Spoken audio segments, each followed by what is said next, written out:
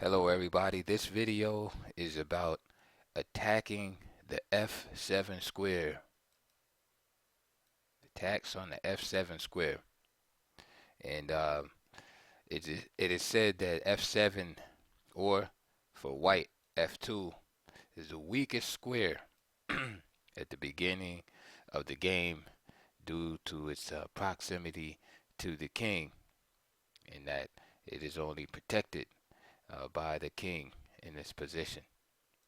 So this is going to be the focus, the video. I'm not going to be looking at the opening or anything like that, but this video is to enhance your tactical vision when it comes to spotting the opportunities that arise in your games where F7 is vulnerable. So I'm going to show you some games like really quick, and like it's going to be good and straight to the point, and you will enjoy it.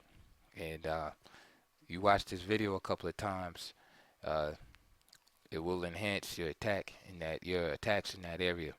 So we're going to be looking at F7, um, H7, G7, the basic king side attacks, and then we'll be moving on. But for this video, we're just working on the F7, or in some cases the F2 square. All right, so let's get started. C4, and I wanted to start off with a game like that because people expect you to play E4, but it can happen from C4, D4, knight F3, from anywhere. So this game started out, excuse me, C4, knight F6, and I'm going to show you a bunch of games, so that's why I'm not even, these are all Grandmaster games, and I'm not going to get into who's the titles and all that stuff like that. Some I will, but I just want you to get the themes in mind. So this game started off C4, knight F6, knight C3, E6. So we got an English. Black is offering Nimzo by playing E6 there, and then white obliges, playing D4, bishop B4, E3, and C5.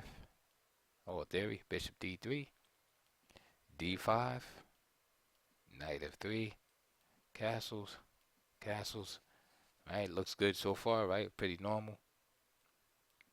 D takes C4, so black starts to resolve the center. Usually white will end up with some type of isolated pawn in these type of positions when black decides to relieve the tension first. Knight C6. Decides the bishop has some better prospects on this diagonal. And here, black decides to relieve the tension. So E takes, and so we see the basic theme. Black is very solid.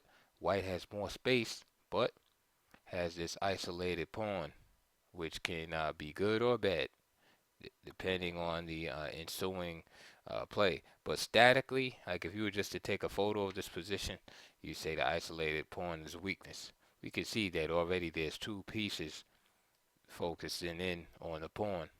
Right now, for tactical reasons, the pawn cannot be won, because after a blunder like knight takes d4, knight takes d4, queen takes d4, and then bishop takes h7, check, and the queen will be picked up. So after e takes d4, bishop e7 is played. And again, I'm not going to get into all the strategy about the isolated pawn because that's not the purpose of this video. But rook e1, b6, a3,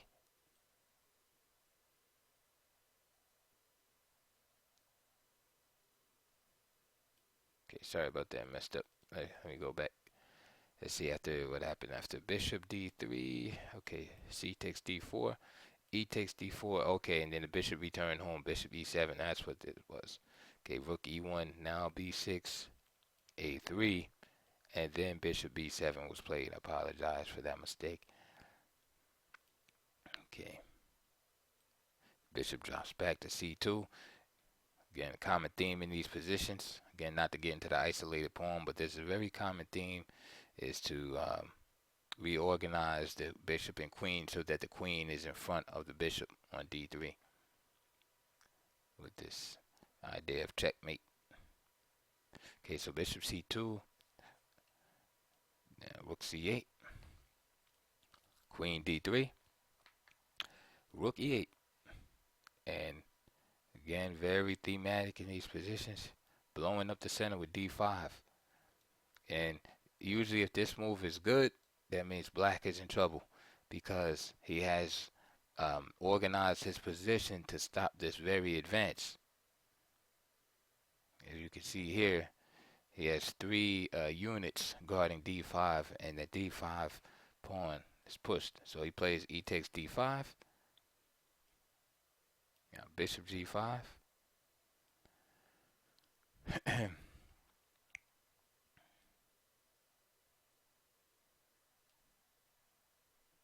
Knight e4 is played.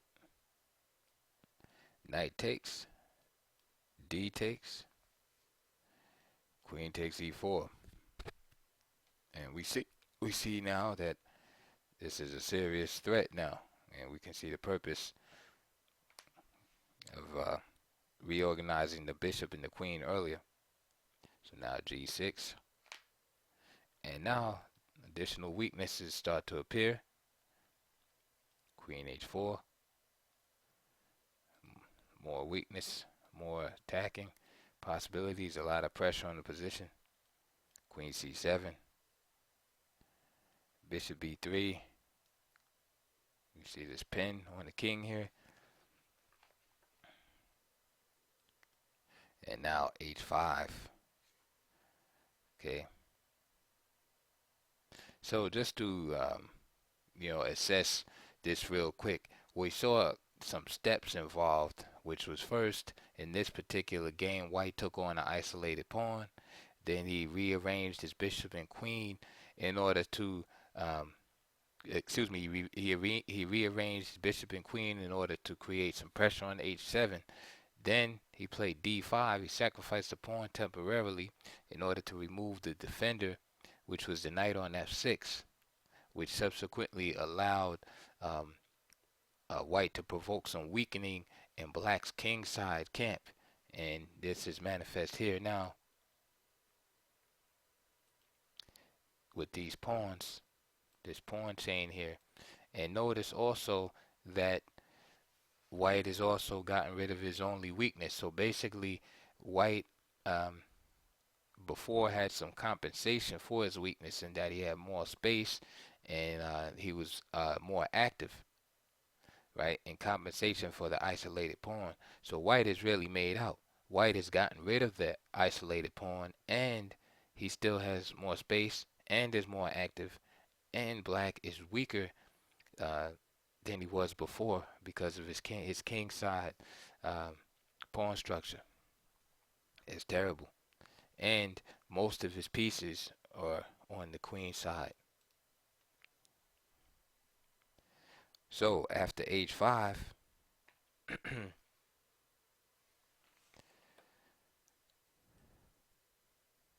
queen e4, again exploiting the pin that is on the king here. Now white is simply threatening to play queen takes g6 check. So king g7.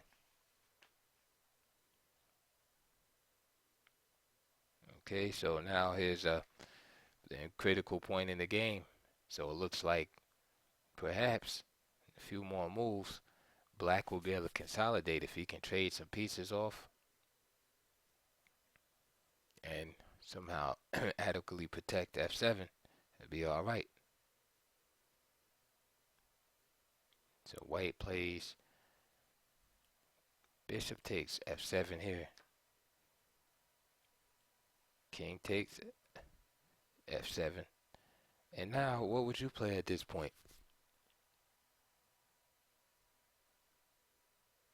You can pause it if you wish. Black played not this move, not queen e6, as many might have presumed, where black's king is relatively safe after king g7. It's hard to get to him after that, right?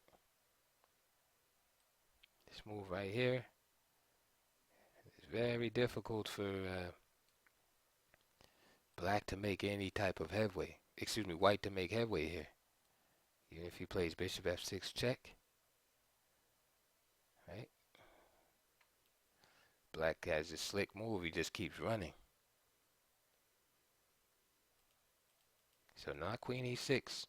No, that's like a knee-jerk reaction. Another thing, too, is it teaches you about attacking is that sometimes, and I'm sure we've all gone through this experience where, say, the attack calls for, some accuracy, not for just one or two moves, but for maybe 4 or 5 moves. So the beginning part of your attack may be sound, but then you make a mistake afterwards, which makes your attack look like it's not sound, or your attack becomes unsound. So the move bishop takes f7 is correct. And this right here, white has established a winning position, but your follow-up must be correct. So here, if you play queen e6 here, then you would basically be giving up all your hard work and with that one move. So here, white played bishop h6, cutting off the dark squares so that he cannot retreat on the dark squares. Now this move is a deadly threat.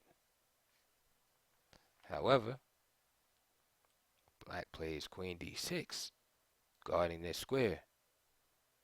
But have no fear, because black does not just have to worry about e6, but the whole light square diagonal is weak. So white simply went queen to c4, check. And now there's no retreat. This forces the king upwards, king f6. Now the last piece comes in, rook a d8, a d1, knight d4, trying to combine defense with attack, as the rook is now attacking the queen. And nice move here, he just takes the piece, queen takes d4, queen takes d4, rook takes d4, rook c5. And here, white played h4, and black just resigned. And actually, this the move knight g5 is the stronger move. And knight g5, why is knight g5 stronger? It actually threatens mate here. No, I'm sorry, it does not threaten mate. Hold on. Yeah, it looked at that real quick. Yeah. Let's see, at the knight g5. Let's make like a null move here. There we go, rook f4. Rook f4, mate on that. So this guy is stuck here. Let's see. Let's see, he's cutting off these squares around the king. It's a move like h6. Yeah, rook f4, rook f5, rook e6. Yeah, that's beautiful. But white just played h4 and black resigned. Let's go quickly to another one. This started off from Caro-Kann, some of you guys' favorite openings. c6, d4, d5, knight c3. So we had the main line. Knight d7, bishop c4, knight gf6, knight takes f6, e takes f6, knight e2, knight b6, bishop b3, bishop d6, c4, bishop to c7, bishop f4, Castle. This is a good maneuver to keep in mind. Sometimes black tries to take over this diagonal right here, and this is why, one of the reasons why white will put his knight on e2, so that he can contest the diagonal. Okay, so after castle, bishop takes c7, queen takes c7, c5, knight d7, knight d5 is also possible.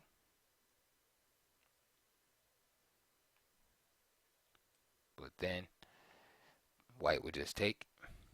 After c takes d5, this is something that he's going to have to consider the whole game, is this pawn majority. Whether b6 is played, for instance, b6.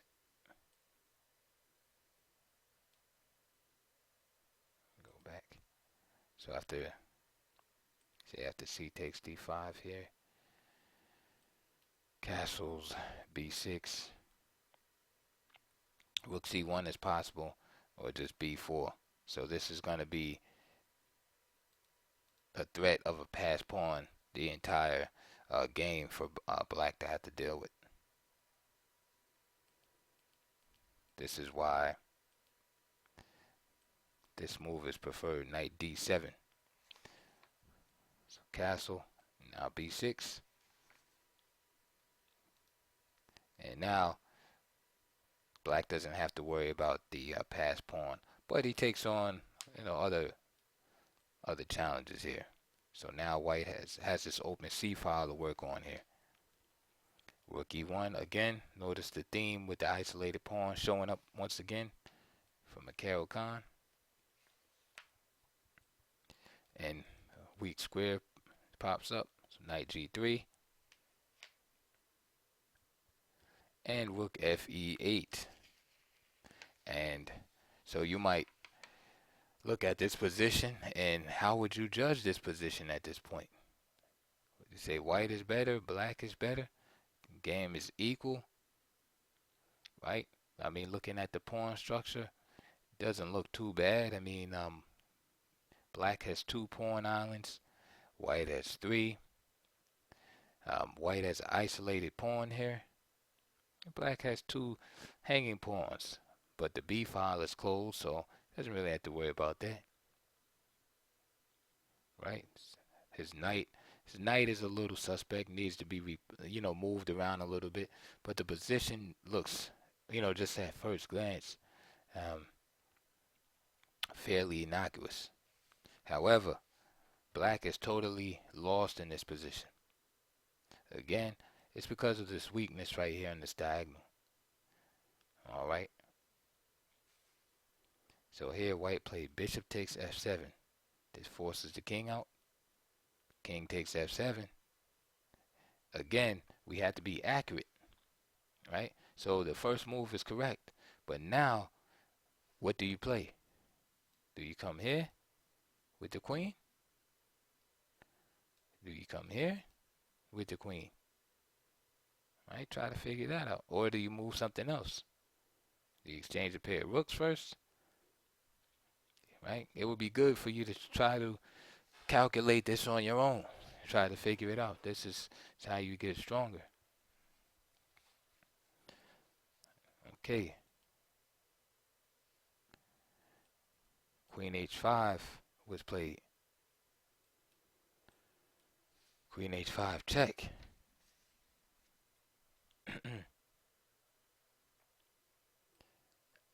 And then g6. And now, of course, the next move for you is a no-brainer because you see this hanging pawn, right? But before queen h5 is played, you have to be able to calculate what happens here. King g8.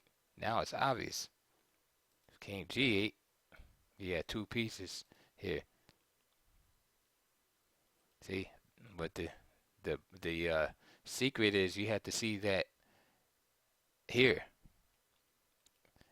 Actually, you have to see all of that from here, right? You have to see the whole sequence. Bishop takes f7, check. The king coming out, right? That's forced. So that's easy. And then you have to determine from here whether queen b3 is correct or queen h5.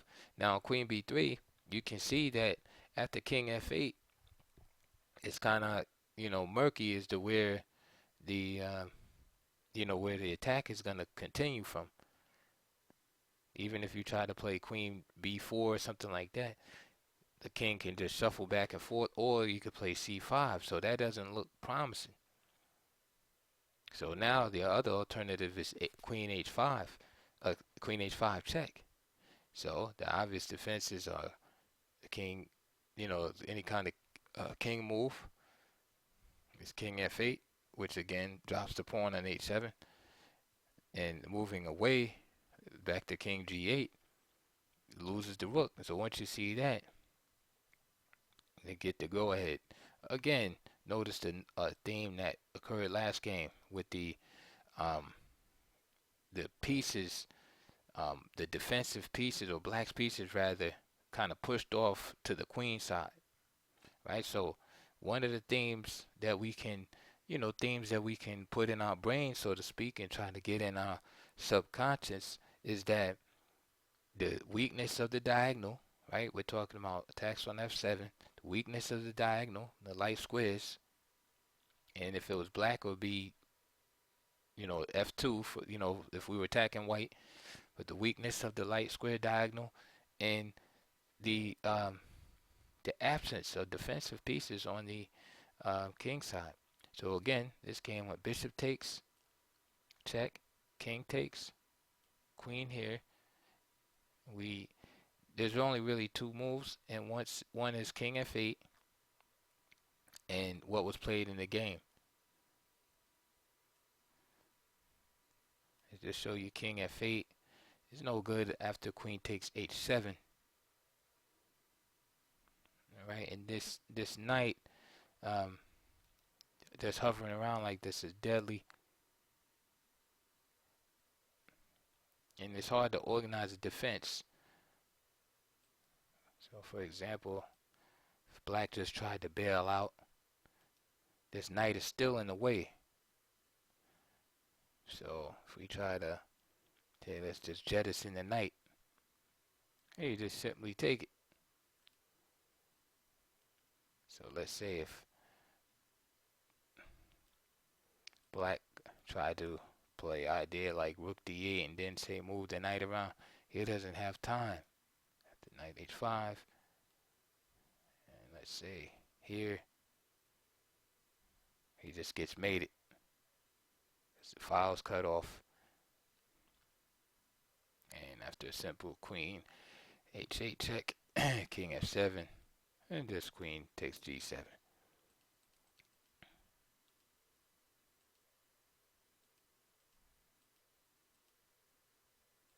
So instead of king f8, black played king g6, and this is called being in between a rock and a hard place when there's no good move. So g6 was played, queen takes h7, and king f8.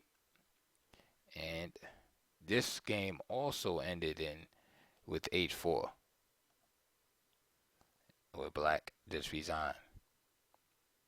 Of course, he could have just played queen takes g6 also, and just swept up all of these pawns. Okay. All right, let's look at another one. Let's leave the Caro-Kann and let's go to e4. e5. Okay, so classical chess here. Knight c3, knight c6, bishop b5, a6, bishop a4, knight f6. So we have that Ruy Lopez castle, bishop e7, rook e1, b5, bishop b3, castle, a4, bishop b7, d3, d6, knight c3. You see there's pressure being put here. Knight a5, bishop a2, B4, knight E2, C5, C3, takes, B takes C3, B takes C3, C4, knight G3, again, one of the main themes in the Ruy Lopez, especially when that bishop is over here, not on this diagonal. Knight G3, knight D7, bishop A3, and pressure here, rook E8, knight into F5,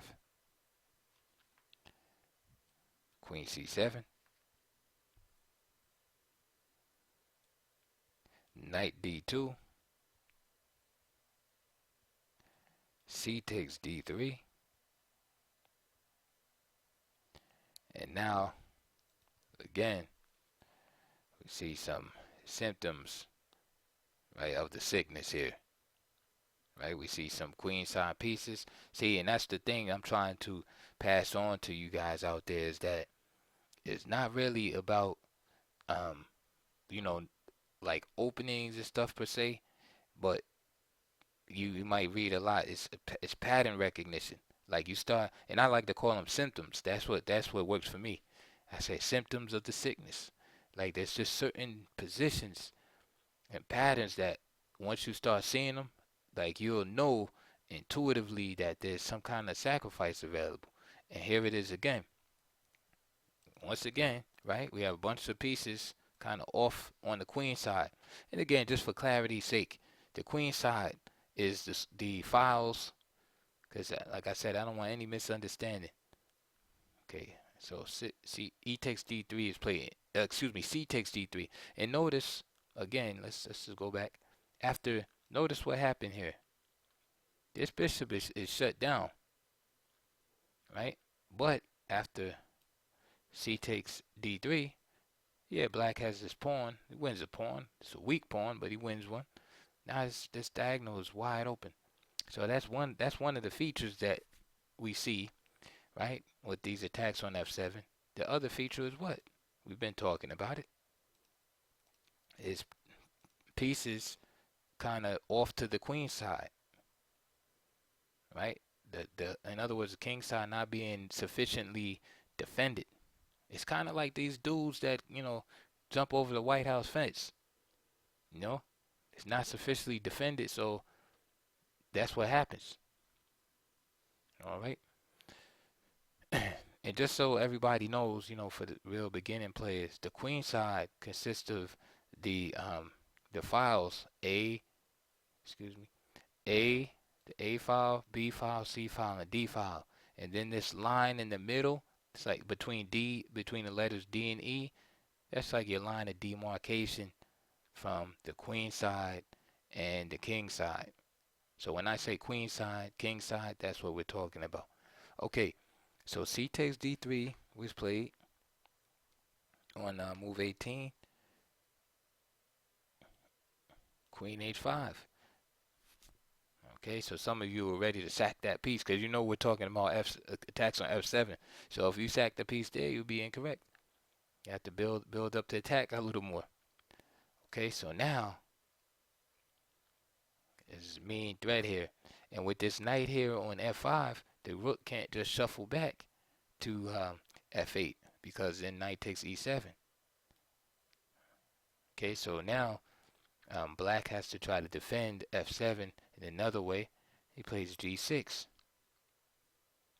Again, we see another symptom is the further weakening of the king side. Remember in the first game we had pawns on F7, G6, and H5. Right? These are all weakenings of the queen side here.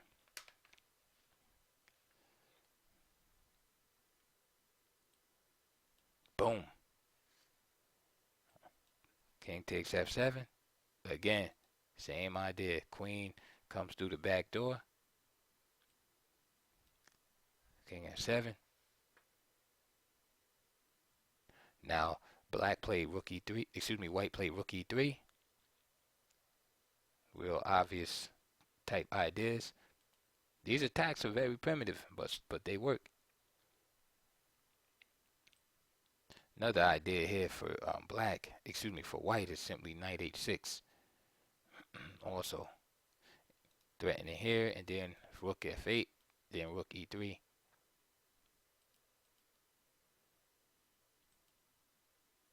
Okay, so he played rook e3 there, which is, real natural.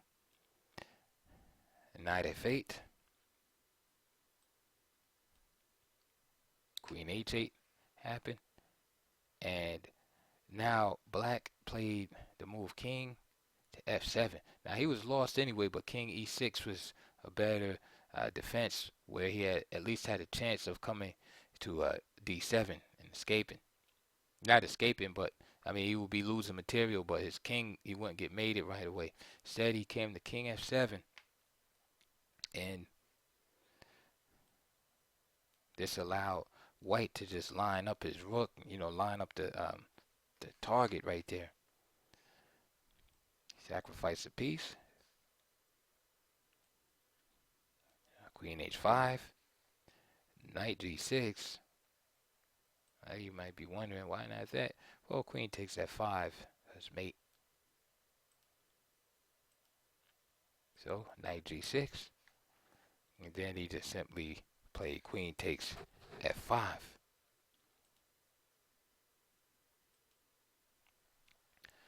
Okay. And black had to resign, of course.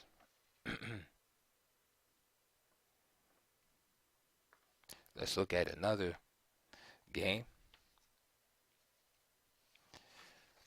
Excuse me.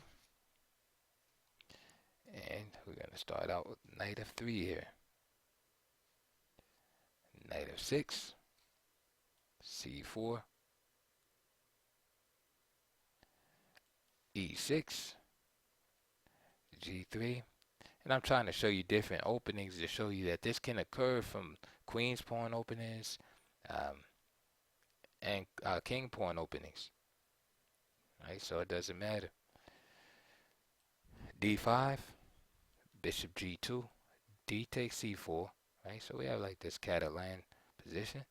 Knight bd7, queen takes c4, c5, queen b3, rook b8, d3, bishop to d6, e4, b6, knight c3. So far black has defended good. a6, and knight g5.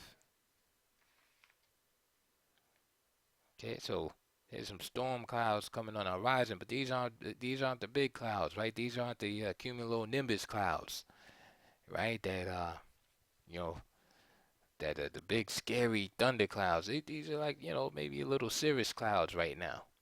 Just a little skinny looking clouds, and there's a knight here. You figure I'll just swat them away, with h6 or something like that. But nevertheless, white's objective is pretty darn clear, right? So nothing dangerous at this point, but he's setting up for that. Okay, so after knight g5,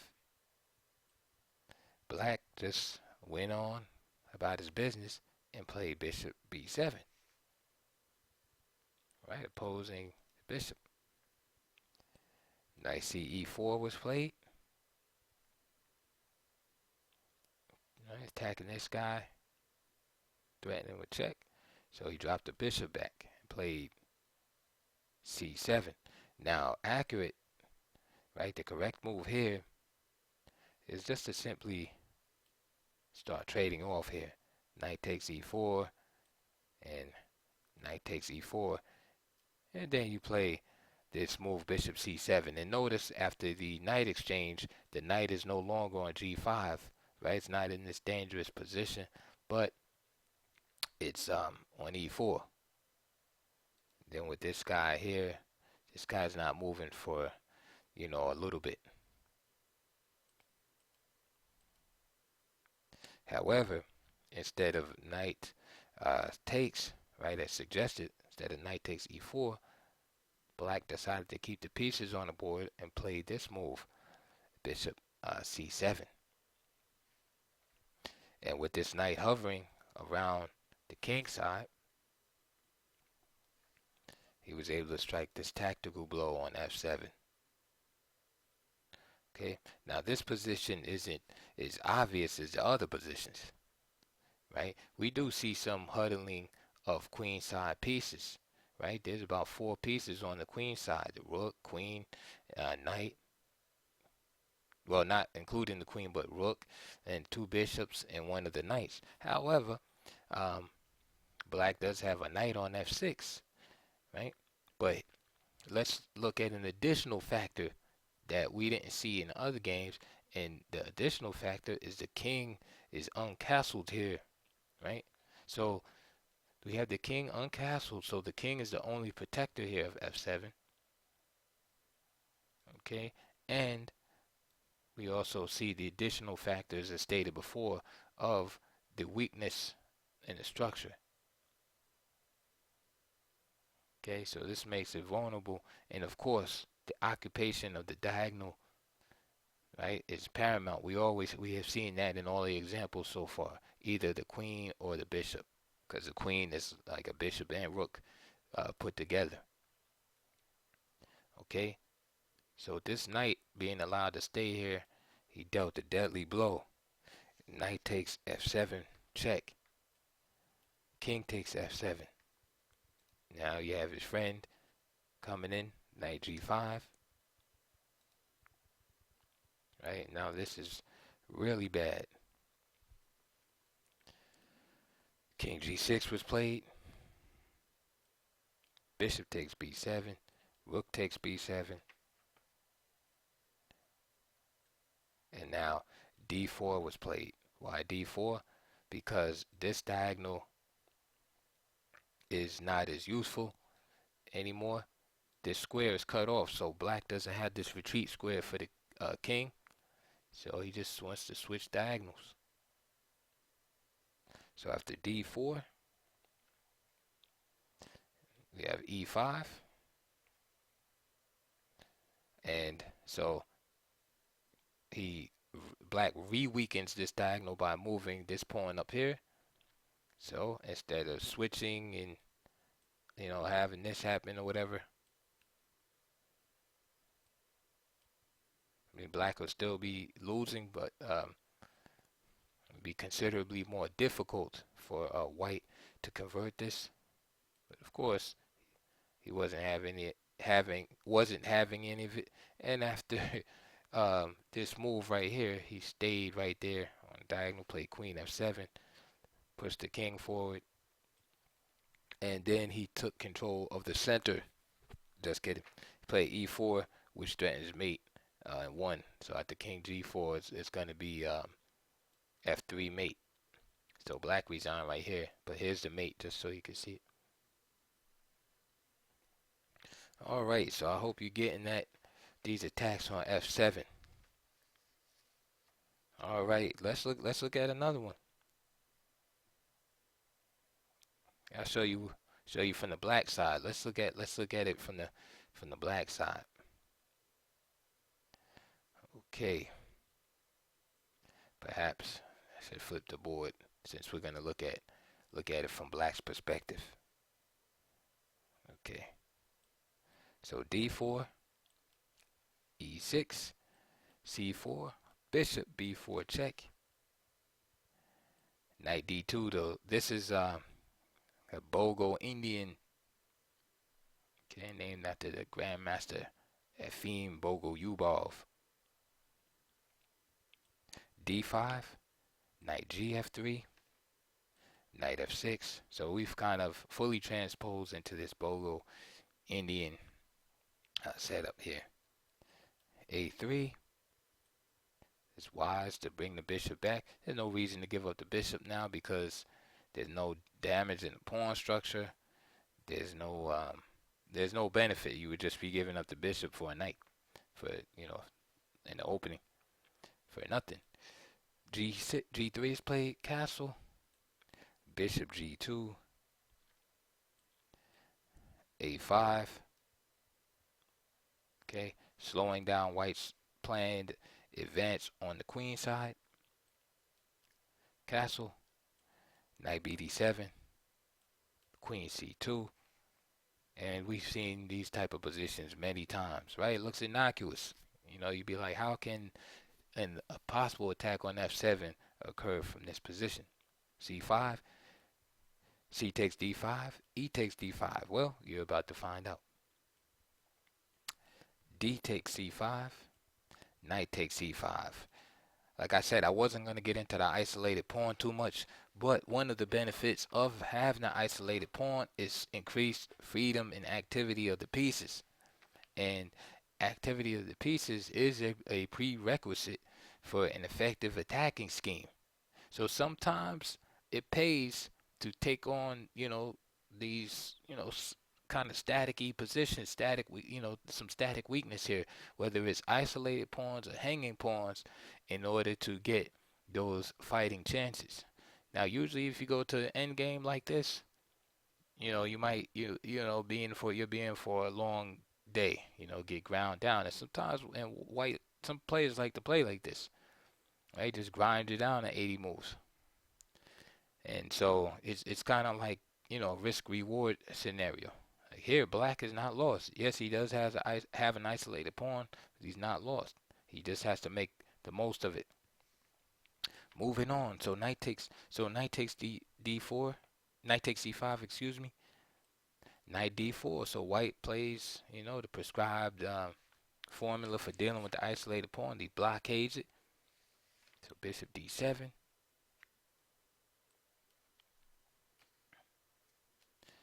Knight 2, F3,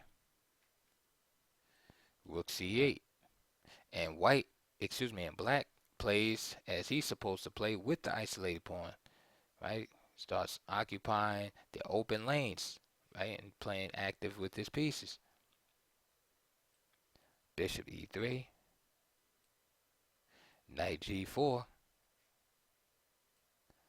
Bishop D2, and Bishop F6, Rook A to C1, Knight E4. Notice how active black is with the pieces, right? He has an isolated pawn, but he's keeping white occupied with threats, right? Threats and activity. Queen D3, Queen B6. Again, keeping white occupied. He can't concentrate on winning this D pawn when he has to worry about black's piece activity. Again, notice the occupation of this diagonal. All right.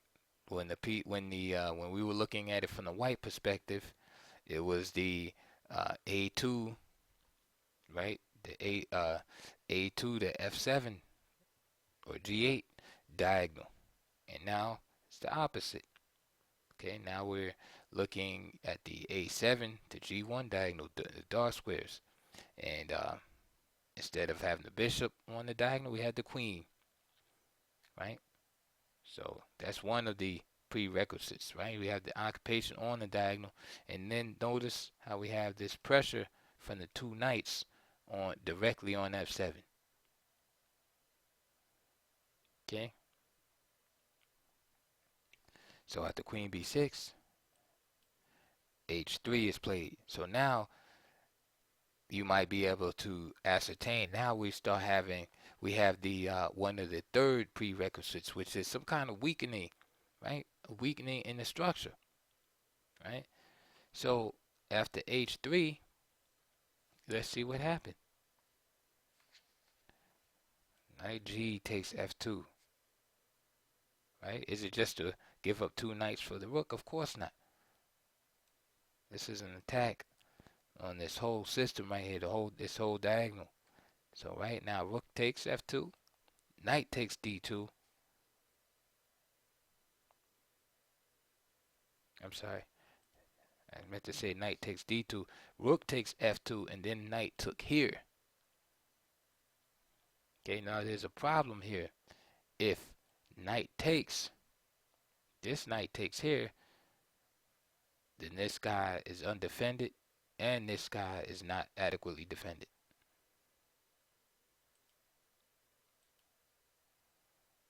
Okay, so that was the idea behind taking on d2. Okay, so just going back so you can see the combination again. So knight g takes f2, rook takes, and now knight takes. Now this guy's unprotected. Again, if knight goes back, this is gonna lose. Rook takes c1, and then also this is a problem also. Taking here, and then you have this pin here. Okay, so knight takes is out of the question. However, look what happens. The queen becomes overworked. So now you have queen takes, which is forced, and what's happening? The queen is helping to protect this knight, right? Which is attacked by the bishop on f6 and queen on b6. And the queen is protecting the rook on c1, so something has to give. Rook takes c1, queen takes c1. So now there's no longer adequate protection here. Bishop takes, knight takes, queen takes. And black is just a hit material. And queen c7. And after bishop c6, black went on to win this game. Actually, I'll just show it to you real quick. Queen c5, queen b3, rook f3, queen c4, and then they went into this ending where black played very nicely. You know, he just simplified.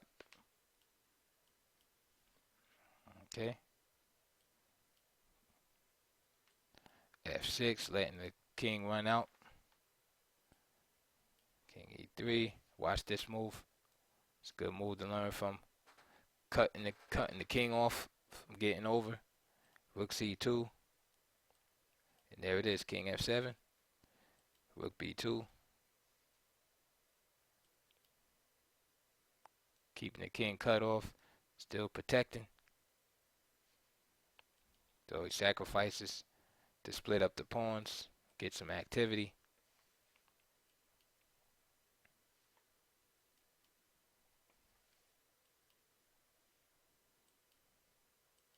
And there they go marching. Rook takes. And guess what? Where do the rooks belong? Behind passed pawns. That's what he does. All easy. Rook a1 c2. This is forced. The passivity is a killer. King f5. King e3. And rook c3. And black then resign. Okay, because this pawn is going to fall. Then this pawn is going to fall.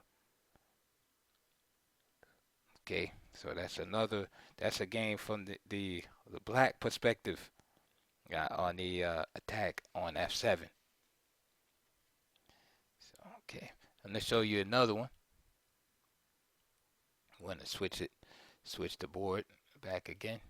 And this will be the last one because I think most of you have gotten the point on these f7 attacks. It's just so many that I just want to make sure that I don't miss anything important here. How about one from the Alekhine Defense?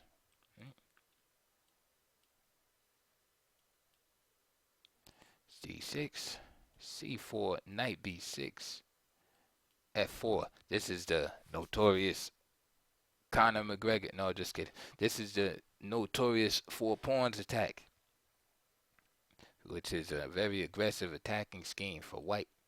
And black has to be careful, even though there's, of course, there's antidotes. If you get caught unprepared, like with most openings, you can go down quickly. This is a sharp, aggressive system. So usually with aggressive systems, if you're not prepared, you go down in flames. D takes e5, F takes e5, e6. This is all mainline stuff. Knight f3. One thing I like to play if I'm playing black in the Alekhines is once this knight comes out, I move this bishop again to pin this guy. But in this game, bishop b4 was played, which is also playable. Bishop d3, c5, there's d5, bishop takes d3, queen takes d3, e takes d5. So far so good for black. Counter it, he's destroying the center slowly but surely. Knight g5. I like this move, d4.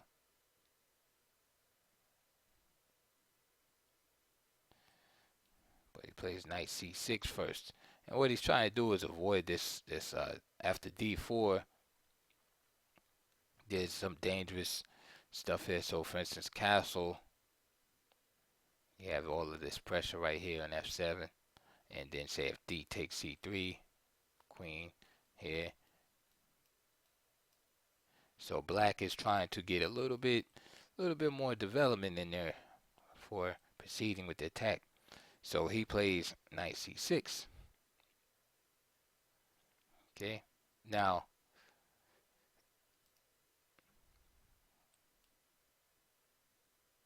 knight takes c7. Excuse me, knight takes f7 is played there.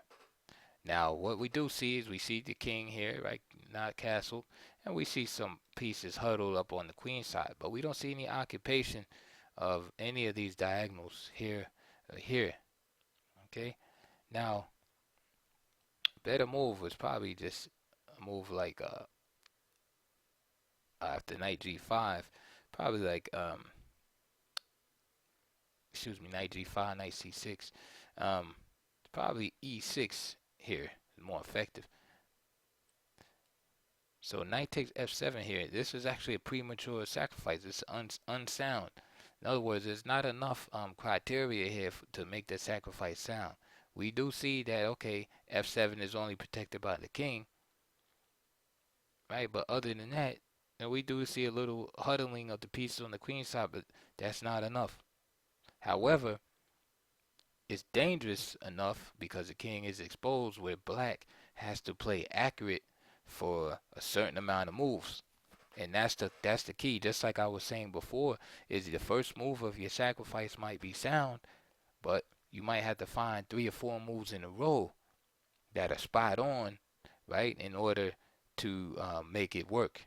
And it's the same thing on the defensive. Sometimes white will make a sacrifice that's a little, you know, suspect, or that you can, leads to equality, but you have to make 3 or 4 accurate moves. And if you make a mistake on one of those moves, then you'll lose. So psychologically, the sacrifice is worth it. This is one of those sacrifices. It's not completely unsound. It's just white can equalize, but excuse me, black can equalize, but it's like white gets to have a whole lot of fun.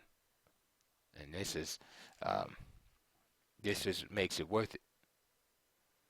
So after king takes e7, f7, excuse me, queen f5, king e8, castle, right?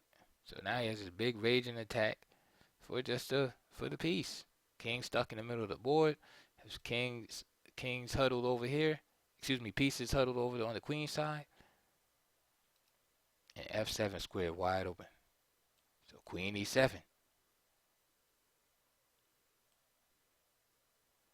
Knight b5. He could have played knight d5, but he doesn't want to trade pieces. Right? He wants to jump in here. G6. Good move. Good counter play by black so far. Queen h3. And now he plays knight takes e5, which is a major inaccuracy. With with him being exposed like this, with this king in the middle, it's not really the time to take this pawn.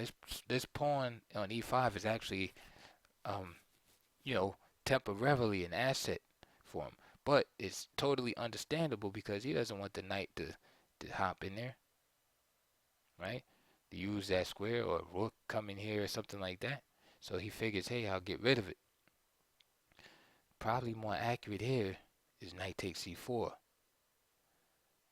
And this kind of deals with this and the idea of knight coming in here. But then after a move like rook f6, it's still very difficult. So again, it's not easy. So queen h3, he takes and figures that he's on his way at least to solving a major problem in the position. But now, devastating move, bishop g5. Okay, got the light square is weak, so he says, hey, come out of there.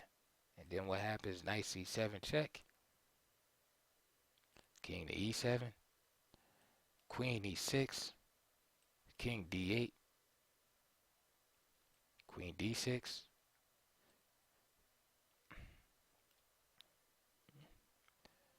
King c8. Knight e6 hitting the queen. And threatening mate here at the same time. So queen d8. Queen is lost. The knight takes. Knight b takes c4. And queen e6. King d8. And b3 was played. And white went on to win. White went on to win, a really good game. So that sacrifice, again, that was like one of those like borderline sacrifices where white basically had nothing to lose there, right? It might not have been the optimal move there, but he had nothing to lose there. So just looking at this position again, or let's look at it right before the sacrifice was made, we see some of the quote-unquote prerequisites, right? We see here, instead of the diagonal being open, we see the file being open, the F file itself. Again, we see pieces congregated on the queen side, and we see the king being the only defender of F7 there, right? And this is what led to this move right here. King is forced out.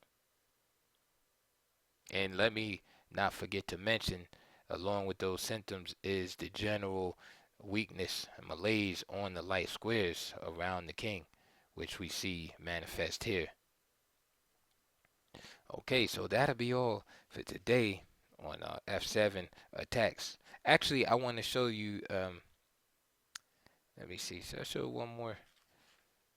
Let me see if I can hear the people out there. Should I show one more? Yeah, let's just show one more real quick. And this will be the last one. Okay, so I know some people get bored, but here's the last one. And like I said, this is a definitive video, about attacking F7. Like I said, this video right here, once you look at this video a couple of times, your attacks on F7, your skills, definitely, elevate. Okay, so this game started off e4, g6. I just want to show something from the modern defense. A lot of people play these type of defenses and try to avoid early contact with the opponent. Is black, so they take on these cramped positions. This is like an Austrian attack, right? Setup, and you see this in the Pirks. This is a modern because the knight has not been brought to f6. That's the major difference, is that the modern black is a bit more flexible, but again, this allows white more leeway because black has not placed enough pressure, immediate pressure on the center. Okay, so let's keep going on. F4, A6. This is all modern stuff, and the basic idea with this opening here is that black falls behind in development. However, there's a major caveat that you must know about all these type of systems where black plays like these cramped games and allows itself to fall behind development, is he must keep this position closed, because when the position gets broken open and he's behind in development, he has a bad game. So all of his moves are usually designed to where if you do A, he does B. For instance, if you push in this position, push E5, he'll push D5 or whatever. Or if you try to play, say moves like H4, H4, H5, etc., busting open the king side. You'll play H4, he'll play H5, and then when you play H5, H4, he'll play H6, I'm sorry, and then when you play H5, he'll play G5, etc. All trying to keep the position closed, and while the position is closed, his lack of development doesn't really show. It's not a bad thing for him because he can develop behind the pawns basically, and then once he develops a solid position behind the pawns, then he starts chipping away, and then exploiting the aggressive pawn pushes that had happened earlier in the game. Because what happens is once those pawns get fixed that have been pushed aggressively, they become targets. And this is a basic concept behind these defenses. So remember that. Don't if you're playing against the modern or something like that, it appears, don't um don't create and you develop your pieces, get your pieces out fast. Don't allow the position to get closed. So this game continued. Knight f3, b5, bishop d3, bishop b7, queen e2, and c5. And this is already suspicious play by black because it's going against what I had just said, is that it's allowing the position to become prematurely open. Look at the development already. Attacking too, black is trying to counterattack too early without the proper development. So of course you open this up. If you're white, D takes,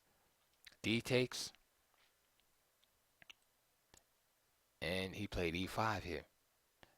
Makes it difficult to bring this guy out here. Opens up this square.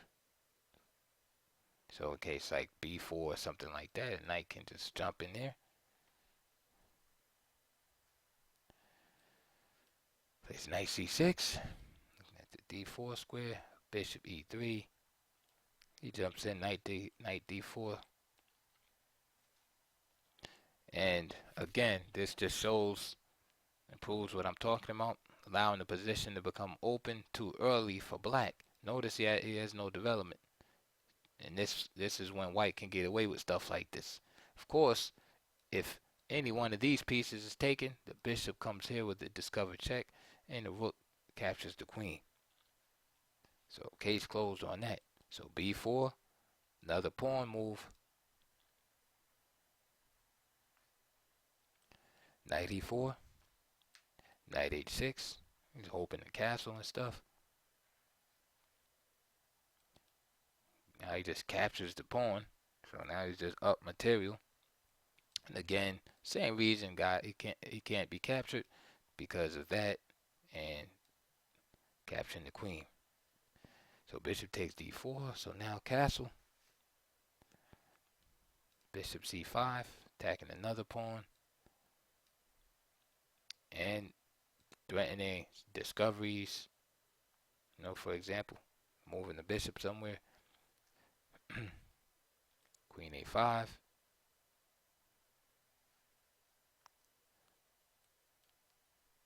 Bishop takes e7. And this has just been a disaster for black. Again, and the reason why is because you allow the position to become open too early, attack too early, without the proper development. So rook f8, bishop d6, queen takes a2, bishop takes b4, bishop takes e4, queen takes e4, knight g4, and bishop c4. And again, now we're at our theme. Okay. Queen a1 is really the only move. King d2. This guy's attacked. Queen takes b2. And now here,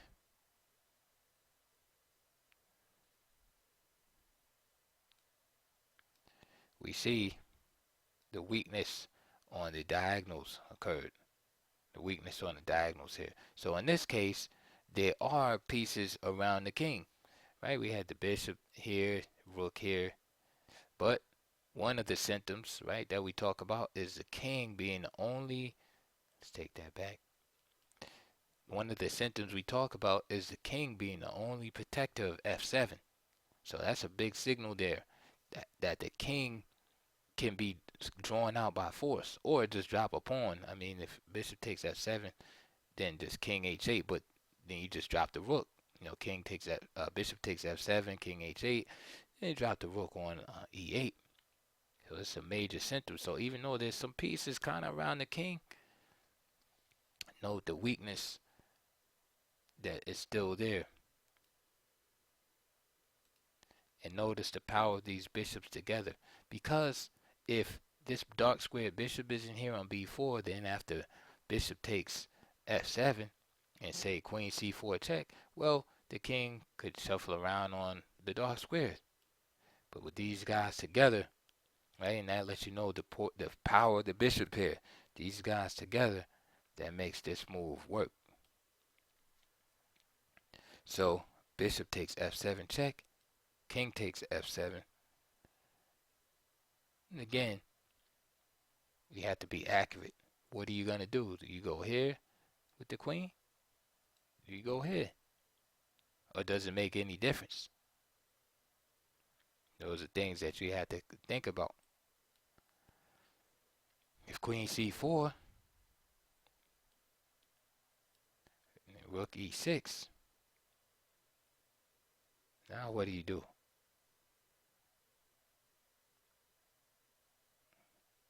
All right, maybe here, try to open that up. See, things start getting a little murky, right? You got to be accurate. So here, Grandmaster played queen d5 check. Now, this defense doesn't work. Now, what would you do here? You see the rook hanging, but look at the position of your king. Do you really have time to grab this rook in the corner? Again, you have to be accurate. So you can't just be satisfied with the first move. That's why I don't that's why I really, I mean, when you're a beginner, it's good like studying like puzzles.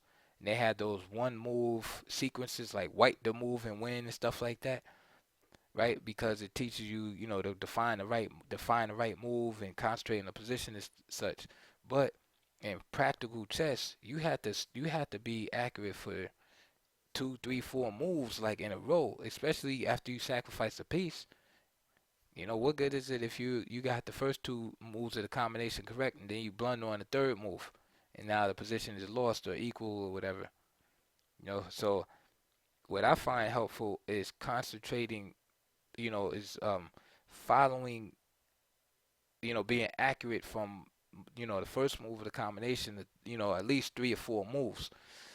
You know, is looking at Grandmaster games and not only finding the right move, but then find the defense to that move, and you know, going back and forth until you have about 3, 4 moves deep in the position. That's a good way to train. So, like again, I asked you the question: would you take this rook here? You know, why not? So that's something that you can analyze on your own. You pause the game, pause the video, whatever, or let's look at it later. Okay, so what was played here was an accurate move, Queen B7. Right? Now, difficult, right? Difficult because now the queen is looking crazy here on B2 unprotected. And now the king is forced to either put the rook here, right? Just give the rook up after queen takes E7, or move the king back. Now he could take the piece with check. So let's see what happened. Rook E7. There's really no choice. I mean, king back here, and you just play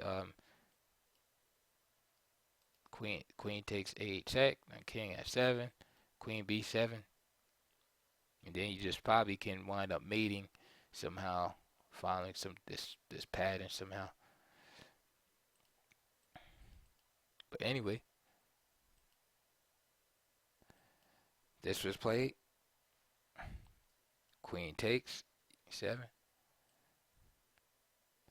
king G8, and at this point, of course, black is praying for some type of perpetual because he has some pieces hovering around the area. You know, the knight here, queen is here. Somehow the rook can get over. You know, but white just keeps piling on the pressure.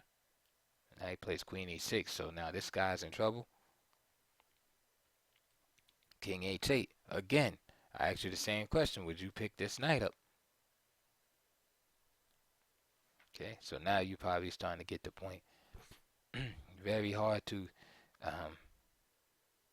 snatch pieces with your king. You know, white has to be cognizant of his king being in the middle. And remember, this guy is unprotected. So he plays a move, queen c4. He's not really worried about this move at this point because he always can, I was going to say play bishop d6. Bishop d6 actually does not work.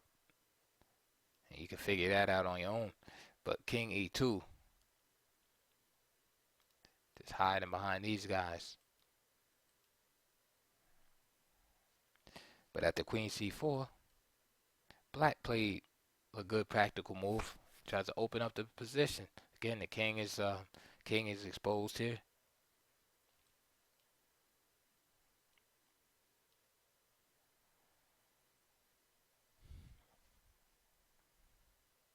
Very good move by white here. Play c3. Again, his major problem now is just getting his king into safety. So if he got lazy here and played a move like rook e8, he would lose to bishop h6. King d3, rook d8, and black would be lost. That's why I keep stressing that just because you find that first move of the combination doesn't mean you've won the game, and a lot of players fall victim to that. You know, they light up after they find what they call the winning move. You know, because they're so used to seeing those puzzles like white to win or black to move and win that they think they actually won the game when they make the winning move. And yes, with that computer engine, yes, it would be won. It's technically won, you know, but then your opponent starts to resist. So now you still have to solve. It's kind of like you have to keep solving those puzzles, okay, until the position is dead clear for you. Okay, so c3 was played, a5,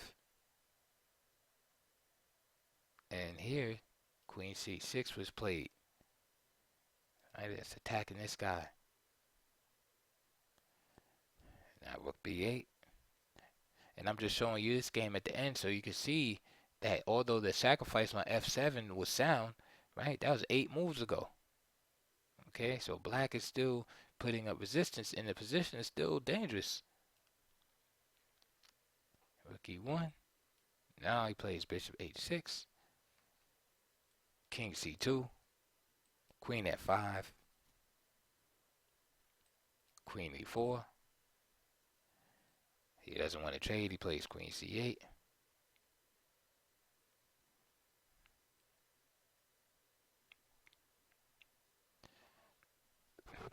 White played rook d7. And the idea, of course, here is just to trade things off. If queen takes d7, then you got this check, picking up the rook. So rook d7, and then of course you got rook on the 7th and all kind of nasty threats of queen on the dark squares. So rook d7, a takes, and of course queen e5, king g8, queen e6, and then black finally resigned. But that was just to show you that it ain't over till it's over. That bishop takes f7 was done on move 22, but it took all the way to move 36 to bring it home. So anyway, I hope you enjoyed that video. That was attacks on f7. Please like, learn, subscribe, and comments and questions and requests. Put those down below in the comment section. I'll see you guys on the next video.